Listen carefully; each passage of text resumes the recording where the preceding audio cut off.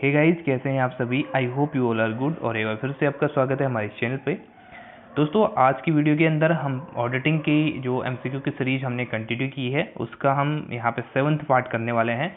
6th part already मैं यहाँ पे अपने चैनल पर अपलोड कर चुका हूँ, जिसके अंदर 25 क्वेश्चंस हमने हर एक क्वेश्चन उसमें पार्ट में यहाँ पे किए हैं और 150 क्वेश्चंस हम कवर कर चुके हैं। तो जो रिमेनिंग 50 क्वेश्चंस हैं उनको आज कवर करने की कोशिश करेंगे, जिससे टोटल जो 200 एमसीक्यूज थे हमारे उसको हम कंप्लीट कर लेंगे। और प्रीवियस जो पार्ट है अगर आपने वो नहीं देखे हैं तो आप चैनल पे जाकर देख सकते हैं। चैनल पे आपके कन्वीनियंस के लिए मैंने एक अलग से प्लेलिस्ट भी बना दी है यूपीपीसीएल ऑडिटिंग एमसीक्यू के नाम से, तो उसको चेकआउट कर सकते हैं और जिसका लिंक भी मैं आपको डिस्क्रिप्शन बॉक्स में दे रहा हूं। और अगर हमारे टेलीग्राम चैनल से आप जुड़ना चाहते हैं जहां पे सारी इन्फॉर्मेशन शेयर की जाती है तो उसका लिंक भी आपको डिस्क्रिप्शन बॉक्स में मिल जाएगा, तो जरूर चेकआउट कीजिए और बने रहिए वीडियो के साथ। तो चलिए स्टार्ट करते हैं जो आज के 50 क्वेश्चन हैं उनको। आज का जो पहला क्वेश्चन है 151 क्वेश्चन हमारे पास है। An auditor of a company has a right to be indemnified out of these assets of the company for any liability incurred by him in defending himself against any civil or criminal proceedings by the company provided the judgment is in his favor।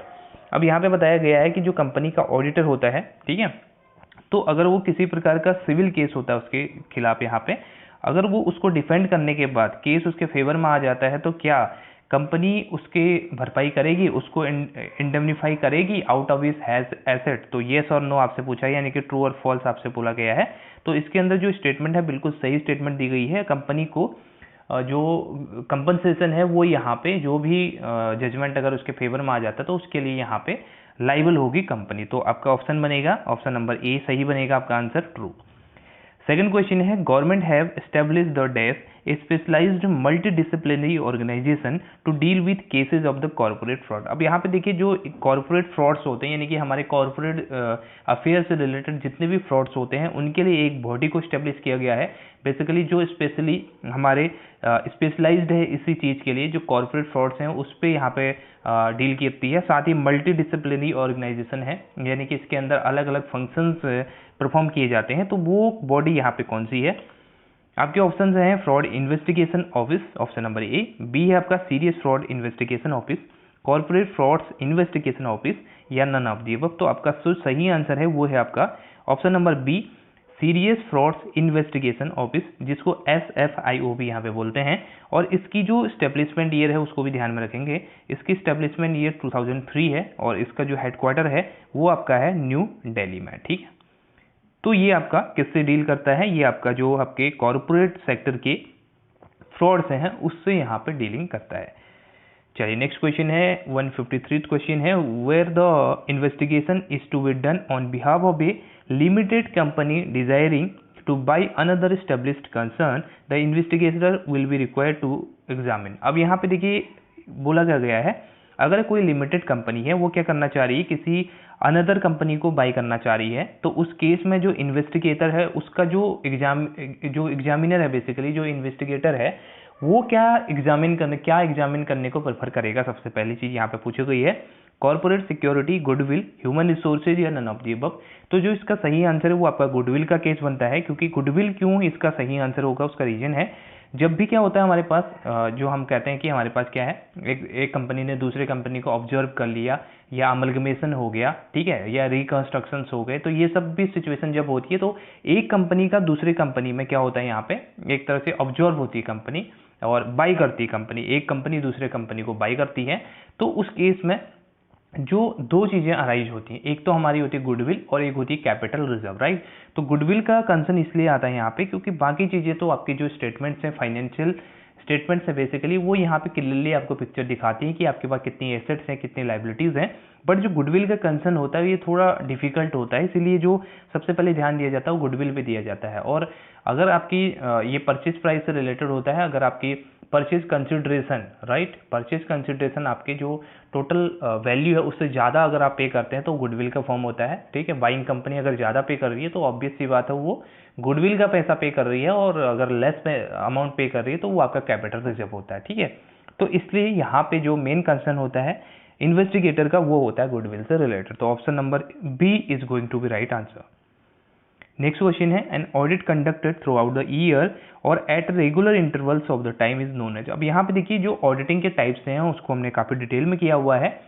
इसके अंदर अलग अलग audit का आपको दे रखा है, जैसे continuous audit दिया है आपको, इंटरनल ऑडिट दिया है, स्टैट्यूटरी ऑडिट दिया है, एक्सटर्नल ऑडिट दिया है, ये सभी हम डिस्कस कर चुके हैं।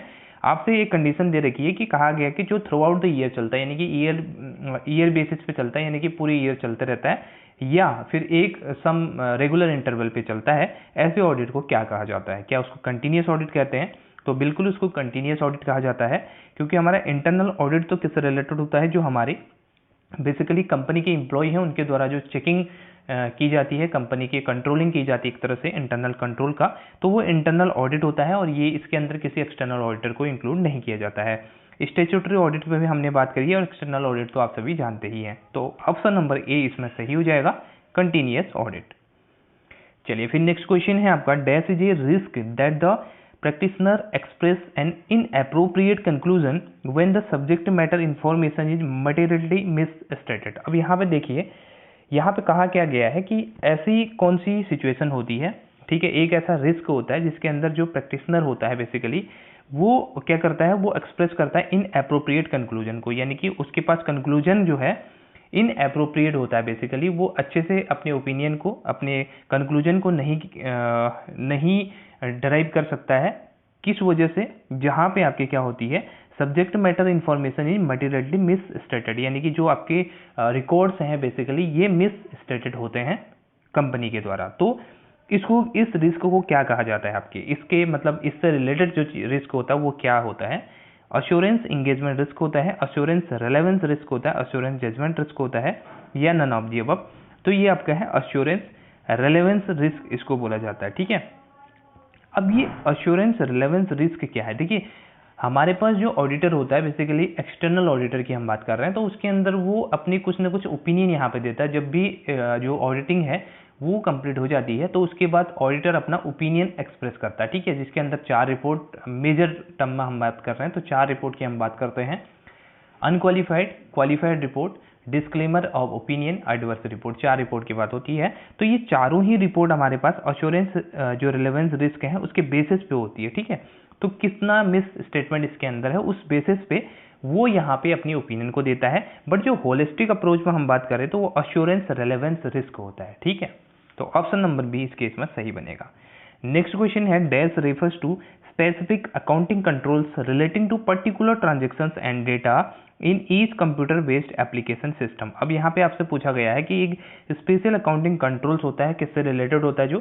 जो पर्टिकुलर ट्रांजेक्शंस है, ऑल ट्रांजेक्शंस की बात नहीं कर रहे, पर्टिकुलर ट्रांजेक्शंस की और डेटा की बात यहाँ पे की जा रही है, और जिसमें किसमें? कंप्यूटर बेस्ड एप्लीकेशन सिस्टम में। तो उसको क्या बोलते हैं? जनरल कंट्रोल बोलते हैं, एप्लीकेशन कंट्रोल बोलते हैं, सिस्टम कंट्रोल बोलते हैं, या नन ऑफ दी अबव। तो जो इसका सही आंसर बनेगा वो आपका बनता है एप्लीकेशन कंट्रोल, यानी कि ऑप्शन नंबर बी। क्योंकि एप्लीकेशन कंट्रोल क्यों होता है? क्योंकि देखिए एप्लीकेशन बेसिकली हमारे, आप ऐसे याद कर सकते हैं कि एप्लीकेशन जो चीज़ होती है, कोई भी एप्लीकेशन होती है वो हमारे किसी पर्टिकुलर चीज़ के लिए बनाई गई होती है, ठीक है। कोई भी प्ले स्टोर पे आपको एप्लीकेशन दिखती है तो उसका कुछ ना कुछ पर्पज़ होता है, राइट। अगर वो गेमिंग पर्पज़ का है तो गेम उस पर चलता है, गेमिंग पर्पज़ का है। वैसे एक्सेसरीज है, नॉर्मल डे लाइफ के लिए है, तो वो चीज़ें होती है, तो उसको कैटेगराइज किया जाता है। तो इस बेसिस पे अगर स्पेसिफिक कोई पर्टिकुलर ट्रांजेक्शन या डेटा की बात कर रहे हैं हम कंप्यूटर बेस्ड एप्लीकेशन सिस्टम में, तो आपका एप्लीकेशन कंट्रोल्स का पार्ट होता है, which is option number B.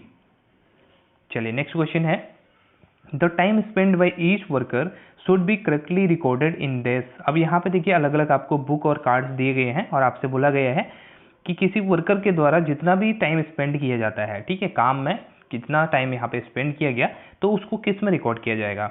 Attendance card में, टाइम रिकॉर्ड बुक में, टाइम रिकॉर्डिंग क्लॉक में, या नन ऑफ दी अबव। तो इसके लिए जो बुक होती है वो आपकी होती है टाइम रिकॉर्ड बुक, ठीक है। इसके अंदर बेसिकली होता क्या है, जो आपका वर्कर है उसका नाम होता है और उसके जो जितने आवर्स उसने वर्क किया वो यहाँ पे होता है, और सम पर्टिकुलर केसेस में यहाँ पे वेजेस भी उस पर दिखाई गई होती है। तो ये जो रिकॉर्ड होता है इसको बोलते हैं हमारा टाइम रिकॉर्ड बुक, ठीक है। जो अटेंडेंस कार्ड होता है बेसिकली इसके अंदर अटेंडेंस सेट की जाती है, यानी कि आप सभी को पता है अटेंडेंस क्या होती है, जितने दिन वो काम किया उस चीज़ का, बट यहाँ पे पूछा गया टाइम का, ठीक। तो टाइम के लिए टाइम रिकॉर्ड बुक आपका सही आंसर बनेगा, option number B. 158th question है objective of internal check with regards to wages. अब यहाँ पे बोला गया है कि वेजेस के रिगार्ड्स में, यानी कि जो वेजेस हम दे रहे हैं उसके रिगार्ड्स में जो इंटरनल चेक है उसका क्या ऑब्जेक्टिव यहाँ पे होता है। To avoid inclusion of the dummy workers in the list of workers, to avoid errors in the wages sheet, to ensure the correctness of the time card and piece work card, या all of the above. तो अगर आप ध्यान से देखेंगे तो इसके चारों ही ऑप्शन आपके सही हैं, तीनों ऑप्शन।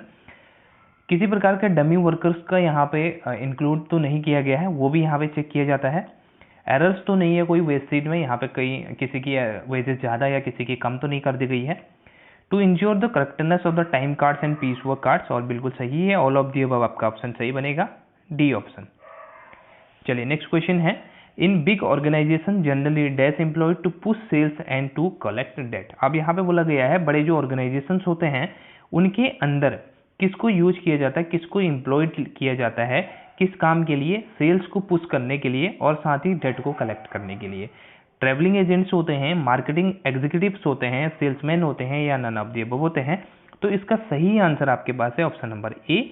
जो आपके ट्रेवलिंग एजेंट्स होते हैं वो बेसिकली उनको एम्प्लॉयड किया जाता है आपके सेल्स को पुश करने के लिए, यानी कि सेल्स को बढ़ाने के लिए और साथ ही डेट को कलेक्ट करने के लिए। जो भी यहाँ पे आपने क्रेडिट में अपना माल सेल किया हुआ है, अपना जो आइटम्स आपने सेल किए हैं उसकी कलेक्शन के लिए आप यहाँ पे जो एजेंट्स को हायर करते हैं, एजेंट्स को एम्प्लॉयड करते हैं, उनको ट्रेवलिंग एजेंट्स यहाँ पे बोला जाता है। ठीक है, ये डिफरेंट टाइप के फंक्शंस यहाँ पे परफॉर्म करते हैं in prospective of sales and collection of date.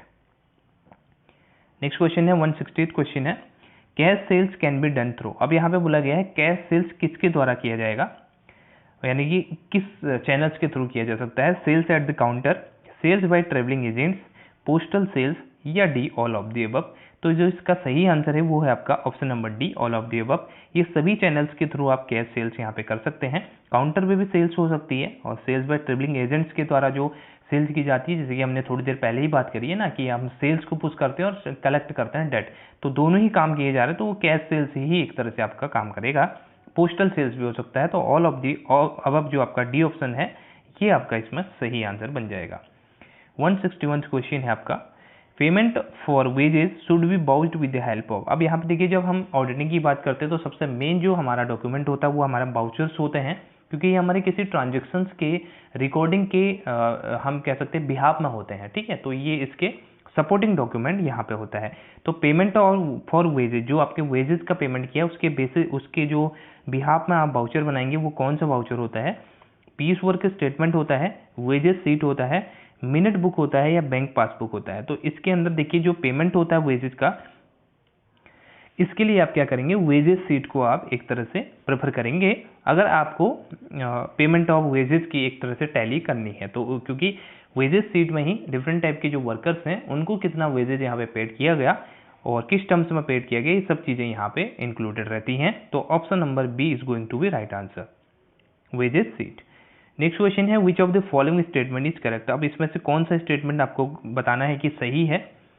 Valuation is a part of verification, valuation is a part of valuation, verification is a part of valuation, valuation has nothing to do with verification, auditor is a valuer.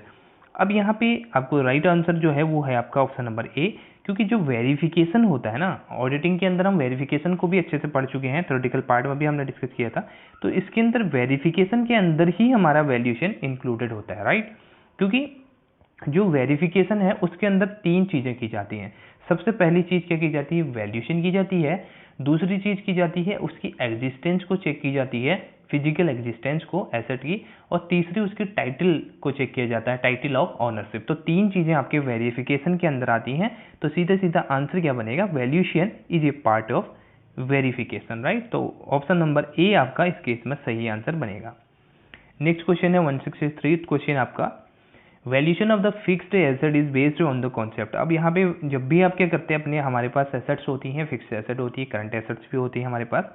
तो fixed assets की जब valuation करते हैं तो वो कौन से concept के बेसिस पे चलती है, राइट।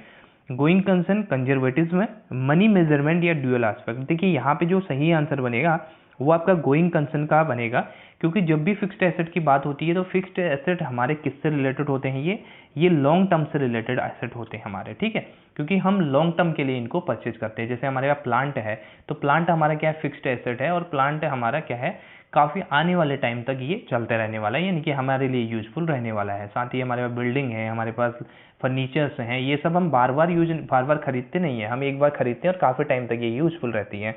तो गोइंग कंसर्न कॉन्सेप्ट हमारा यही बोलता है कि हमारा बिजनेस जो है वो एक परपेचुअल लाइफ है उसकी, और वो चलते रहने वाला है और ये कभी बंद नहीं होगा।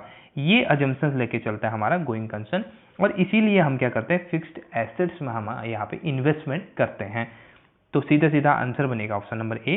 कंजर्वेटिज्म आपको पता है, कंजर्वेशन आपका क्या होता है कि हम कोई भी हमारे जो स्टॉक होता है, बेसिकली स्टॉक की बात कर लेते हैं, तो स्टॉक को जो क्लोजिंग स्टॉक होता है उसको हम क्या करते हैं, लोअर वैल्यू पे दिखाते हैं, मार्केट वैल्यू और इसकी कॉस्ट जो वैल्यू है विच एवर इज लेस पे हम इसको दिखाते हैं, और ये इससे रिलेटेड होता है। और मनी मेजरमेंट तो आपका वही कहता है कि बिजनेस के अंदर, राइट, बिजनेस के अंदर जिस चीज को हम मनी के टर्म्स में नाप सकते हैं, मनी के टर्म्स में एक्सप्रेस कर सकते हैं, उसी चीज को हमें अपनी बैलेंस शीट मतलब फाइनेंशियल स्टेटमेंट में दिखाना है, अपनी जो बुक्स ऑफ अकाउंट्स है उसमें दिखाना है, अदरवाइज नहीं दिखा पाएंगे, राइट। ड्यूअल एस्पेक्ट आपका होता है, जो डबल इंटरेस्ट सिस्टम हम यूज करते हैं ना, एक में डेबिट और क्रेडिट, तो ये आपका ड्यूअल एस्पेक्ट होता है, राइट। तो आपका जो सही आंसर बनता है वो है going concern concept. Next question है, outstanding expenses should be verified with the help of. अब यहाँ पे देखिए, आउटस्टैंडिंग एक्सपेंसेस मतलब आपके जो एक्सपेंसेस हैं उनका पेमेंट आपने अभी नहीं किया, राइट, तो वो करेंगे आप आने वाले टाइम में। तो अगर आपको वेरीफाई करना है आउटस्टैंडिंग एक्सपेंसेस तो किससे करेंगे, कैश बुक से, बैलेंस बुक से, जनरल प्रॉपर या नन ऑफ द अबव। तो आंसर आपका सी बनेगा, जनरल प्रॉपर, ठीक है, क्योंकि क्रेडिट की एंट्री आप इसमें करते हैं। 165 वाला क्वेश्चन है आपका, investment in hand should be verified with the help of. अब इन्वेस्टमेंट इन हैंड आपका जो है वो किससे वेरीफाई किया जाएगा, ये आपसे पूछा गया है। Schedule of investment, balance sheet, inspection of securities, certificate from the bank. अब यहाँ पे जो सही आंसर बनेगा वो आपका क्या बनेगा, शेड्यूल ऑफ इन्वेस्टमेंट, ठीक है। इन्वेस्टमेंट इन हैंड आपके शेड्यूल ऑफ इन्वेस्टमेंट से वेरीफाई किया जाएगा। नेक्स्ट क्वेश्चन है, application money should not be withdrawn unless. अब यहाँ पे बोला गया है, जो जब भी हम क्या करते हैं अपने शेयर्स को इश्यू करते हैं, तो उसके केस में हम कुछ पैसा एप्लीकेशन पे लेते हैं, कुछ पैसा अलॉटमेंट पे लेते हैं, कुछ पैसा कॉल्स पे हम यहाँ पे लेते हैं। तो आपसे बोला गया है कि एप्लीकेशन मनी को कब तक नहीं लेना चाहिए, जब तक क्या हो, allotment is made, cash book has been prepared, certificate to commence business obtained, certificate of incorporation obtained. तो इसका जो सही आंसर है वो है ऑप्शन नंबर सी, जब तक आपके पास बिजनेस को स्टार्ट करने का सर्टिफिकेट नहीं मिल जाता है तब तक आप जो एप्लीकेशन मनी आपको रिसीव हुई है उसको आप विड्रॉ नहीं कर सकते हैं, ठीक है। तो अब आंसर आपका बनेगा option number C, certificate to commence business obtained, इस केस में 166 का। नेक्स्ट क्वेश्चन है, divisible profit should not included. अब यहाँ पे बोला गया है कि डिविजिबल प्रॉफिट जो आपका होता है जिसको डिस्ट्रीब्यूट किया जाएगा बेसिकली शेयर होल्डर के बीच में, उस प्रॉफिट को हम बोलते हैं डिविजिबल प्रॉफिट। तो इसमें से कौन सा उसमें इंक्लूडेड नहीं होता है, यानी कि उसको हम अपने कंसिडरेशन में नहीं लेते हैं डिविजिबल प्रॉफिट को कैलकुलेट करने के लिए, उसका सेंस ये है। ऑप्शन नंबर ए है इंटरेस्ट ऑन कैपिटल, बी है कैपिटल, तीसरा डेप्रिसिएशन, या नन ऑफ द अबव। अगर आप देखेंगे तो इसमें तीनों ही ऑप्शन आपके जो कंसीडर किए जाते हैं, तो आंसर बनेगा आपका option number D, none of the above. चलिए नेक्स्ट क्वेश्चन है 168 क्वेश्चन है, the prime importance of the investigation on behalf of an individual और firm intending to purchase an existing business is to. अब यहाँ पे देखिए, जब भी क्या होता है, कोई फर्म इंटेंड कर रही है किसी बिजनेस को, एग्जिस्टिंग बिजनेस को परचेज करने के लिए, तो प्राइम इंपॉर्टेंस क्या है इन्वेस्टिगेशन की किसी इंडिविजुअल या फर्म के बिहाफ में। ascertain value of assets, ascertain the earning capacity of the concern, estimation of value of goodwill, या extent of liabilities। तो ऑप्शन नंबर बी अगर आप देखेंगे, ascertain the earning capacity of the concern, बिल्कुल ये सही आंसर है, क्योंकि इसके अंदर आप क्या करते हैं कि जो कंसर्न, जो आपकी ऑर्गेनाइजेशन किसी अदर ऑर्गेनाइजेशन को परचेज करने की सोच रही है, तो उस केस में उसकी क्या यहाँ पे अर्निंग कैपेसिटी है, उस बेसिस पे उसकी जो गुडविल होगी वो यहाँ पे एक्सप्रेस होगी, और सारी जो परचेज कंसिडरेशन है वो यहाँ पे सेट किया जाएगा। तो बी ऑप्शन आपका सही बनेगा, ascertain the earning capacity of the concern. चलिए नेक्स्ट क्वेश्चन है, auditors finds that there is change in method of the valuation of stock whether he should. अब यहाँ पे बोला गया है कि ऑडिटर को पता चलता है कि यहाँ पे जो वैल्यूएशन ऑफ स्टॉक है उसकी मेथड में चेंज किया गया है ऑर्गेनाइजेशन के द्वारा, यानी कि अकाउंटेंट के द्वारा, उसके जो ऑर्गेनाइजेशन का जो अकाउंटेंट है उसके द्वारा। तो क्या ऑडिटर को इसको अलाउ करना चाहिए, डिसअलाउ करना चाहिए? और बेसिकली इसमें एक ऑप्शन आपका हट गया है, सी वाला ऑप्शन, और इसका जो सही आंसर बनेगा वो बनता है सी ऑप्शन में था, अलाउ कर दिया जाएगा। और जो उसकी मेथड है, ठीक है ना, उसकी एप्लीकेबिलिटी को भी एक्सप्रेस करना पड़ेगा, ठीक है, ये चीज आप ध्यान में रखेंगे। The duties of internal auditor are prescribed by. अब यहाँ पे जो इंटरनल ऑडिटर होता है उसकी जो ड्यूटी है वो किसके द्वारा प्रिस्क्राइब की जाएगी, ये आपसे पूछा गया है। तो जो सही आंसर बनेगा वो क्या बनेगा आपका, आप सभी को पता है, ऑप्शन नंबर सी में आप देख पाएंगे मैनेजमेंट यहाँ पे है। तो मैनेजमेंट के द्वारा जो इंटरनल ऑडिटर है उसको जो ऑर्डर्स हैं वो दिए जाते हैं और उसकी ड्यूटी को प्रिस्क्राइब किया जाता है कि कौन कौन से फंक्शंस जो हैं उसको परफॉर्म करने हैं और कौन कौन से रिस्पॉन्सिबिलिटी है एक तरह से, और डेलीगेशन ऑफ अथॉरिटी भी उसको दी जाती है। तो ये सब चीज़ें किसके द्वारा होती हैं, मैनेजमेंट के द्वारा होती हैं। तो सही आंसर आपका बनेगा 170 का आपका सी वाला मैनेजमेंट। 71 वाला क्वेश्चन है आपका, method of the physical verification included. अब यहाँ पे method of physical verification includes आपसे पूछा गया क्या क्या चीज़ें होती हैं। जो वेरिफिकेशन की हम थोड़ी देर पहले बात भी कर रहे थे, तो physical verification in the sense कि आप उसकी लीगल जो एग्जिस्टेंस है वो यहाँ पे चेक कर रहे हैं। Layout versus semantic, design rule check, logical equivalence checking, या ऑल ऑफ दी अबव। तो जो इसका सही आंसर है वो डी ऑप्शन सही है। इसके अंदर हम लेआउट वर्सेस सिमेंटिक को भी डिस्कस कर चुके हैं पहले, डिजाइन रूल चेक भी हम यहाँ पे डिस्कस कर चुके हैं ये क्या होता है, और तो आपका आंसर बनता है option number D, all of the above. 172 वाला क्वेश्चन है आपका, shareholders minutes book should be vouched for. अब यहाँ पे जो शेयर होल्डर्स की मिनट्स बुक होती है वो किसके लिए बाउच्ड की जानी चाहिए? Payments to vendors, payment to promoters, issue of bonus shares. तो इसका सही आंसर जो है आपका वो है आपका इश्यू ऑफ बोनस शेयर्स। जैसा कि आप सबको पता है बोनस शेयर्स किसको इश्यू किए जाते हैं, जो आपके एग्जिस्टिंग शेयर होल्डर्स होते हैं, तो उनको डिस्काउंट में बेसिकली ये शेयर्स इश्यू किए जाते हैं। तो ये आपके बोनस शेयर्स होते हैं। और ये शेयर होल्डर्स मिनट्स बुक क्या होते हैं, बेसिकली जो मीटिंग्स हुई, राइट, जो इससे रिलेटेड मीटिंग्स हुई बोर्ड जो शेयर होल्डर्स हैं उनकी, तो उसमें सारा डिस्कशन किया जाएगा और जो अप्रोप्रिएट डिसीजन है वो लिए गए होंगे। तो सारे जो रूल्स एंड रेगुलेशन से रिलेटेड हैं वो आपके शेयर होल्डर्स के मिनट्स बुक कहलाते हैं। तो ऑप्शन नंबर सी आपका सही बनेगा।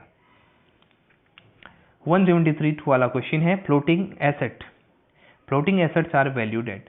अब यहाँ पे जो फ्लोटिंग एसेट्स हैं वो किस पे वैल्यू किए जाते हैं, कॉस्ट प्राइस पे, मार्केट प्राइस पे। कॉस्ट प्राइस और market price which ever is less, cost less depreciation. तो आपका ऑप्शन नंबर सी इसमें सही बनेगा, कॉस्ट प्राइस और market price which ever is less पे इनको यहाँ पे वैल्यू किया जाता है जो फ्लोटिंग एसेट आपके होते हैं। नेक्स्ट क्वेश्चन है, ए continuous audit is specifically needed for. अब जो कंटिन्यूअस ऑडिट है, जैसे ऑडिट के हम डिफरेंट टाइप पढ़ते हैं, तो कंटिन्यूअस ऑडिट जो है आपका वो किसके लिए स्पेशली यहाँ पे नीडफुल होता है? Any trading concern, smaller concern, banking companies, या एनी मैन्युफैक्चरिंग कंपनीज। तो मैंने इसको पहले भी आपके साथ डिस्कस किया था। जो बैंकिंग कंपनीज है हमारे, बैंकिंग कंपनीज के अंदर बेसिकली क्या होता क्या है, डे टू डे बिजनेस में हम देखते हैं कि यहाँ पे एक बड़ी मात्रा में जो फाइनेंशियल ट्रांजेक्शन हैं वो यहाँ पे किए जाते हैं। तो यहाँ पे काफ़ी चांसेस होते हैं फ्रॉड्स होने के, या हम कह सकते हैं कि जो गलती होने के, तो मिस्टेक्स होने के। उसलिए यहाँ पे कंटिन्यूअस ऑडिट को एक प्रेफरेंस दी जाती है कि हम डे टू डे जो ऑडिट है वो यहाँ पे एक through out the year conduct कराएंगे, जिससे जो फ्रॉड होने की संभावना है वो यहाँ पे कम हो जाए। तो बैंकिंग कंपनीज में कंटिन्यूअस ऑडिट को किया जाता है। 175 फाल्सिफिकेशन of accounts is undertaken by. अब अकाउंट में फाल्सिफिकेशन कौन कर सकता है, कौन इसको जो है अंडरटेक कर सकता है? ऑडिटर्स, क्लर्क्स, अकाउंटेंट्स, या रिस्पॉन्सिबल ऑफिशियल्स। देखिए अकाउंट्स में फाल्सिफिकेशन कौन करेगा? रिस्पॉन्सिबल ऑफिशियल जो है वो यहाँ पे कर सकते हैं, क्योंकि देखिए जो अकाउंट्स है ना, और उसमें फाल्सिफिकेशन करने से अल्टीमेट जो बेनिफिट होता है वो किसको होता है? जो ऑफिशियल्स होते हैं, बेसिकली जो ऑनर्स होते हैं या जो मैनेजर्स होते हैं, जो हायर पोस्ट पे होते हैं, जो बोर्ड्स के मेंबर्स होते हैं, उनको बेनिफिट होता है। इसलिए ये रिस्पॉन्सिबल ऑफिशियल्स इसको करते हैं। तो ऑप्शन बनेगा आपका डी वाला right. Auditor should be dutiful like. अब यहाँ पे बोला गया है ऑडिटर की जो ड्यूटी है उससे रिलेटेड ये क्वेश्चन है। और आपसे बोला गया है auditor should be dutiful like a watch dog, और ये blood hound, A detective and insurer. अब देखिए इसका जो सही आंसर है वो मैं आपको बता रहा हूँ। ऑप्शन नंबर ए है, auditor is just like a watch dog. और तो आपको इसका जो एक क्वेश्चन मैं आपसे पूछ रहा हूँ उसका कमेंट बॉक्स में आप जवाब देंगे।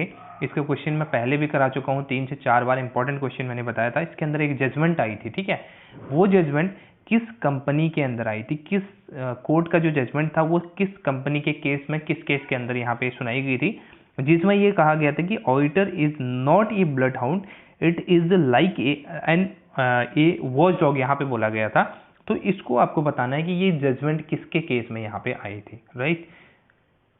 चलिए नेक्स्ट क्वेश्चन है, for checking that allotment of the CS has been properly made and auditor should refer to. अब यहाँ पे देखिए जब ऑडिटर को ये चेक करना है कि क्या जो अलॉटमेंट हुई है CS की वो प्रॉपर वे में हुई है या नहीं हुई है, तो वो क्या चेक करेगा, कैश बुक को, CS लेजर को, डायरेक्टर्स मिनट्स बुक्स को, शेयर होल्डर्स मिनट्स बुक को। यहाँ पे देखिए ऑप्शन नंबर सी आपका सही बनेगा। जो डायरेक्टर्स की मिनट्स बुक्स हैं उनको यहाँ पे चेक किया जाएगा जो CS के अलॉटमेंट से रिलेटेड है, ठीक है। चलिए नेक्स्ट क्वेश्चन है, auditor should see that amount received for premium on issue of the CS should be shown in. अब आप सभी को पता है जब भी हम CS को इश्यू करते हैं हम या तो पार वैल्यू पे करते हैं या हम किस पे करते हैं, प्रीमियम पे करते हैं। डिस्काउंट पे आप यहाँ पे कंपनी एक्ट 2013 के अकॉर्डिंग प्रोहिबिशन लग गई है। तो जब भी हम CS को प्रीमियम पे इश्यू करेंगे तो हमारे पास फेस वैल्यू से ज़्यादा पैसा आता है और जो एक्स्ट्रा अमाउंट आती है उसको प्रीमियम हम यहाँ पे कहते हैं। तो जो प्रीमियम का अमाउंट है वो कहाँ पे होना चाहिए, ये बोला गया है सब्सक्राइब कैपिटल के अंदर, कैपिटल रिजर्व अकाउंट में, शेयर प्रीमियम अकाउंट में, पेड अप कैपिटल। तो इसका जो सही आंसर है वो है आपका option number C, share premium account के अंदर ये जो आपके प्रीमियम की वैल्यू है वो यहाँ पे कंसीडर की जानी चाहिए। नेक्स्ट क्वेश्चन है, divisible profit should not included. ये क्वेश्चन पहले भी आ गया, interest on capital, capital depreciation. तो इसका आंसर है D, none of the above. 188 वाला क्वेश्चन है आपका, कैपिटल प्रॉफिट्स। अब यहाँ पे कैपिटल प्रॉफिट्स की बात की गई है, क्या ये डिविडेंड के तौर पे किए जा सकते हैं, बांटे जा सकते हैं। Can not be paid way of dividends, नहीं बांटे जा सकते। Can be paid by the way of dividends under certain conditions, या नन ऑफ दी अबव। तो जो कैपिटल प्रॉफिट्स हैं उनको आप डिविडेंड्स के तौर पे बांट सकते हैं बट अंडर सर्टेन कंडीशंस। तो option number C is going to be right answer. Capital profits can be paid by way of dividends under certain conditions.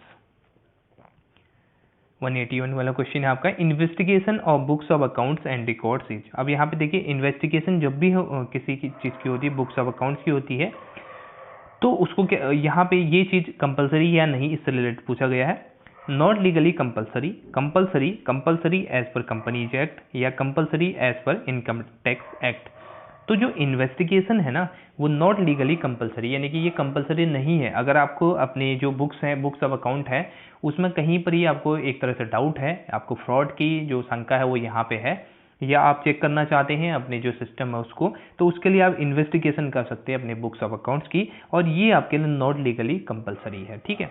तो ये वॉलंटरी आपके लिए हो जाता है। Option number A is going to be right answer. 182 वाला question है आपका, investigation is carries on behalf of. Investigation किसके बिहाफ में किया जाता है ये आपसे पूछा गया है। On behalf of managers, on behalf of employees, on behalf of client, on behalf of owners and third parties. तो इन्वेस्टिगेशन जो होती है वो आपका होती है ऑनर्स या थर्ड पार्टी के बिहाफ में। अब थर्ड पार्टी क्या मतलब है, थर्ड पार्टी मतलब जो आपके स्टेक होल्डर बेसिकली हैं, जो कंपनी में कहीं ना कहीं कुछ ना कुछ इंटरेस्ट यहाँ पर रखते हैं।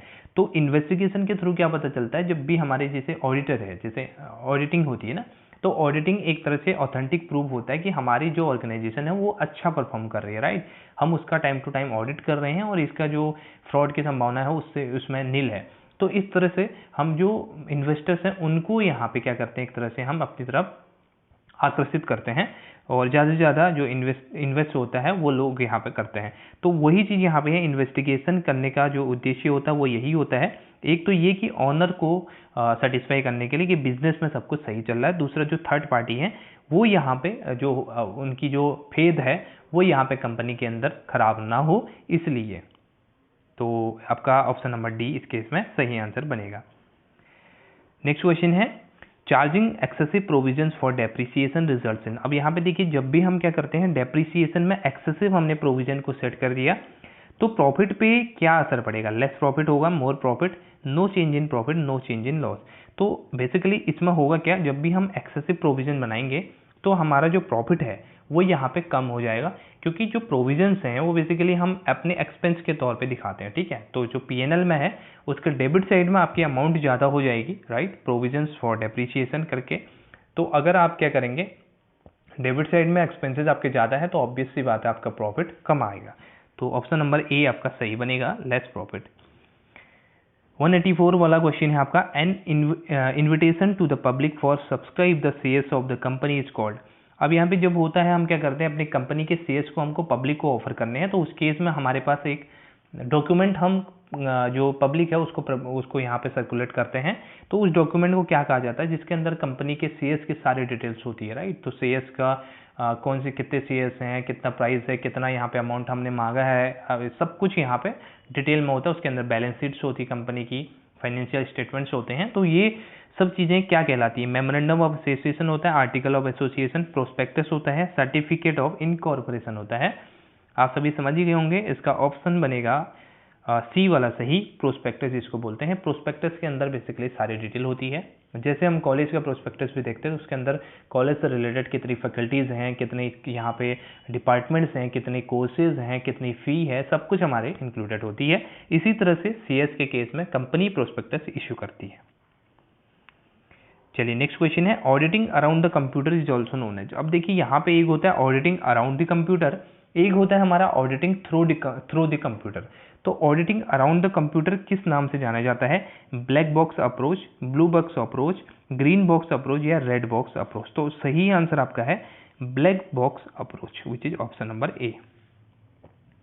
अब है manipulation of the accounts is done by. अब ये देखिए यहाँ पे जो मैनिपुलेशन किया जाता है अकाउंट्स के अंदर वो किसके द्वारा किया जाता है, responsible and senior officers, honours, directors of the business या ऑल ऑफ दी अबव। तो इसके अंदर आपका सही आंसर बनेगा ऑल ऑफ दी अबव, क्योंकि रिस्पॉन्सिबल एंड सीनियर ऑफिस, थोड़ी देर पहले हमने बात भी करी थी ना कि क्यों यहाँ पे सीनियर्स जो हैं वो यहाँ पे करते हैं, और ऑनर्स को और डायरेक्टर्स ये तीनों ही यहाँ पे मैनिपुलेशन कर सकते हैं। जो अकाउंटेंट्स हैं बेसिकली क्लर्क्स हैं वो यहाँ पे नहीं कर सकते मैनिपुलेशन। नेक्स्ट क्वेश्चन है, the term dash implies an examination of the accounts and rewards for some special purpose. अब यहाँ पे बोला गया है एक ऐसा टर्म, ठीक है, जिसके अंदर जो सर्टेन रिकॉर्ड्स हैं उनको एग्जामिन किया जाता है, अकाउंट्स को एग्जामिन किया जाता है, तो उसको क्या कहा जाता है किसी स्पेशल पर्पज के लिए। इन्वेस्टिगेशन होता है, इंटरनल चेक होता है, ऑडिट प्रोग्राम होता है या नन ऑफ द अबव।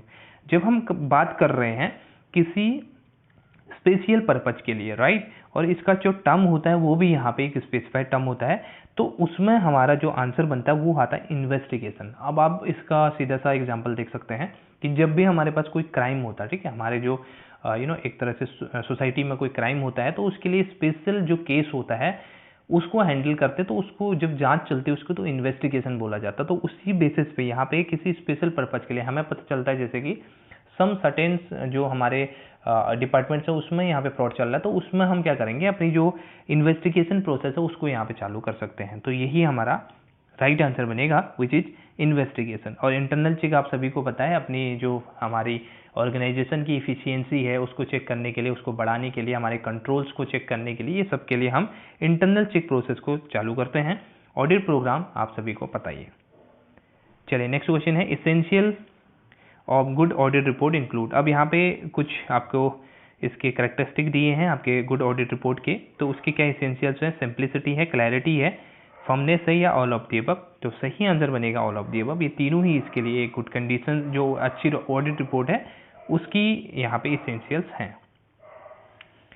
चलिए फिर नेक्स्ट क्वेश्चन है, dash are the assets which may arise on the happening of un uncertain event. अब यहाँ पे देखिए ये क्वेश्चन पहले भी हम डिस्कस कर चुके हैं, किसी अनसर्टेन इवेंट के अकर होने पे कोई अगर यहाँ पे आपकी जो एसेट्स है वो अराइज होती है तो उस एसेट्स को क्या बोलते हैं, फिक्स्ड एसेट्स बोलते हैं, इंटेंजिबल बोलते हैं, कॉन्टीजेंट एसेट्स बोलते हैं या वेस्टिंग एसेट बोलते हैं। तो जो इसका सही आंसर है वो है आपका contingent asset, which is option number C आपके पास सही है। क्योंकि कॉन्टीजेंट एसेट्स का मतलब आप यहाँ पे देखिए इसका मतलब क्या है, जैसे मैंने पिछली बार एग्जाम्पल्स भी दिया था आपको कि अगर आपको डेटर से ₹1000 मिलते हैं तो आप कोई एसेट परचेज करते हैं, अगर आपको नहीं मिलती है तो आप नहीं परचेज करेंगे। तो अगर ये मिले तो परचेज करेंगे और इसमें कंडीशंस आ गई, ठीक है, तो ये आपकी होती है कॉन्टीजेंट एसेट। किसी इवेंट के जो अनसर्टेन इवेंट है, बेसिकली सर्टेनिटी नहीं है, तो उसकी हैपनिंग पे कोई एसेट जो अराइज होगी उसको बोलते हैं कॉन्टीजेंट एसेट्स। और 90th क्वेश्चन आपके, unless a contingent liability is quite negligible its existence should be disclosed by an appropriate note in the. अब यहाँ पे देखिए एक हमारा होता है कंप्लीट डिस्क्लोजर कॉन्सेप्ट जिसको हम बोलते हैं अपने अकाउंटिंग के अंदर। तो उसके अंदर बोला जाता है कि जो आपकी कॉन्टीजेंट लायबिलिटी है, कॉन्टीजेंट लायबिलिटी बेसिकली है, तो उन कॉन्टीजेंट लायबिलिटी को आपको डिस्क्लोज करना है, ठीक है। कुछ भी चीज बिजनेस की कुछ भी चीज आपको यहाँ पे छुपानी नहीं है, चाहे वो कॉन्टीजेंट लायबिलिटी ही क्यों ना हो। तो उस केस में जो कॉन्टीजेंट लायबिलिटी है उसको एज ए फुट नोट हम यहाँ पे दिखाते हैं, ये चीज आपको पता होगी। तो उस फुट नोट को आप कहाँ पे दिखाएंगे? ऑडिट रिपोर्ट में, बैलेंस शीट में, ऑडिट वर्किंग नोट में, या नन ऑफ दी अबव? तो ऑब्वियस सी बात है ऑप्शन नंबर बी आपका सही है। बैलेंस शीट के अंदर एज ए फुट नोट हम कॉन्टीजेंट लायबिलिटी को शो करते हैं, ठीक है। चलिए नेक्स्ट क्वेश्चन है, इन्वेस्टमेंट में बी क्लासिफाइड एज। अब यहाँ पे इन्वेस्टमेंट अलग अलग तरीके से क्लासीफाई किया जा सकता है, कुछ आपको ऑप्शंस दिए हैं। Investment in government security, investment in CS, investment in immovable property, all of the above. तो सही आंसर आपका बनेगा D, all of the above. ये सारे ही आपके जो है एक तरह से इन्वेस्टमेंट्स करने के टाइप से हैं, इन्वेस्टमेंट करने के सोर्सेस है बेसिकली। तो डी ऑप्शन सही बन जाएगा। नेक्स्ट क्वेश्चन है, the auditor has a right to. Auditor की क्या क्या राइट हैं? Take legal and technical advice, sign the audit report, receive remuneration, all of the above. तो ये तीनों ही उसके राइट हैं, जिसके अंदर वो टेक्निकल या लीगल एडवाइस ले सकता है, ठीक है, और साइन ऑडिट रिपोर्ट को साइन करने का यहाँ पे उसको राइट होता है, और रेमुनरेशन भी उसको यहाँ पे दिया जाता है, ठीक है। तो इसके अलग अलग ऑप्शंस भी होते हैं आपके पास, सॉरी सेक्शंस भी होते हैं, उन सेक्शंस को आपको ध्यान में रखना है। चलिए नेक्स्ट क्वेश्चन है, compensating errors are also known as. अब यहाँ पे एरर्स की हमने काफ़ी बातें की हुई है, एरर्स के अंदर क्वेश्चन भी काफ़ी हमने डिस्कस किए हैं। अलग अलग एरर्स होते हैं, इसमें आपको कंपनसेटिंग एरर का क्वेश्चन है, और ये दूसरा नाम इसका क्या होता है ये आपसे पूछा गया है। ऑफसेटिंग एरर्स होता है, एरर ऑफ कमीशन होता है, एरर ऑफ डुप्लीकेशन होता है, या एरर ऑफ प्रिंसिपल होता है। सबसे पहले कंपनसेटिंग एरर को आपको समझना पड़ेगा। कंपनसेटिंग एरर का क्या मतलब है कि जब भी हम क्या करते हैं, एक गलत एंट्री हमने पास करी, ठीक है, उस गलत एंट्री को दूसरी गलत एंट्री यहाँ पे एक तरह से कंपनसेट कर देती है, और जो आपका नेट इफेक्ट है वो नील हो जाता है, ठीक है। एक झूठ बोलने के लिए दूसरा झूठ भी बोलना पड़ता है, ये कहते हैं ना। तो उसी तरह से एक गलत एंट्री तो आपने पास करी, जैसे आपने क्या किया, राम के अकाउंट में 500 रुपये आपने यहाँ पर डेबिट कर दिए गलती से, ठीक है। अगले उसमें आपने क्या किया, श्याम के अकाउंट में 500 रुपये क्रेडिट कर दिए। तो एक तरह से जो आपका ट्रायल बैलेंस है वो यहाँ पे इस चीज़ को डिटेक्ट कर ही नहीं पाएगा, और जो आपका नेट इफेक्ट है वो नील हो जाएगा, क्योंकि 500 डेबिट थे 500 क्रेडिट थे, एक तरह से नील आपका हो जाता है अकाउंटिंग के टर्म्स में। तो ये आपका किस तरह का है, कंपनसेटिंग एरर्स आपका होता है। तो इसको बोलते हैं ऑप्शन नंबर, ये जो आपका ऑफसेटिंग एरर है, यानी कि ऑफसेट कर देना, ठीक है, एक एंट्री को दूसरे एंट्री से ऑफसेट कर देना। तो यही आपका सही आंसर बनता है।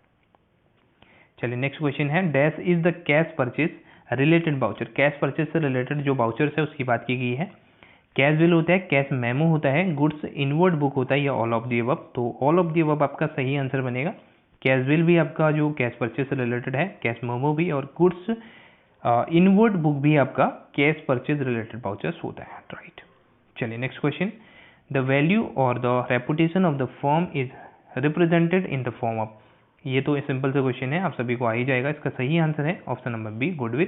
क्योंकि गुडविल हमारी क्या होती है, किसी भी वैल्यू की, किसी भी फर्म की एक तरह से रेपुटेशन होती है कि उसकी सोसाइटी में क्या रेपुटेशन है, मार्केट में क्या रेपुटेशन है, उसके बेसिस पे उसकी गुडविल की जो वैल्यूशन है वो यहाँ पे की जाती है। जैसे आपके जो KFC है, या आपके अलग अलग जो बड़े बड़े स्टोर्स हैं, उनकी गुडविल एक तरह से बहुत हाई होती है, ठीक है। गुडविल्स के भी अलग अलग टाइप होते हैं, डॉग गुडविल, रैट गुडविल और कैट गुडविल, तो उसको भी एक बार आप देख लेना। फिर नेक्स्ट क्वेश्चन है आपके पास, dash is a systematic process of obtaining and objectively evaluating the evidence relating to performance of the an organisation as reflected in the environmental statement. अब देखिए यहाँ पे जो इन्वायरमेंट के प्रोस्पेक्टिव में बात की गई है कि जो आपकी कंपनी की एक तरह से परफॉर्मेंस है वो इन्वायरमेंट के सेंस में देखी जाती है, तो उसको क्या बोलते जाता है, इफिशियंसी ऑडिट बोलते हैं, इन्वायरमेंटल ऑडिट बोलेंगे, ओकेजनल ऑडिट बोलते हैं या कॉस्ट ऑडिट बोलते हैं। तो इन्वायरमेंटल ऑडिट आपका सही आंसर बनेगा।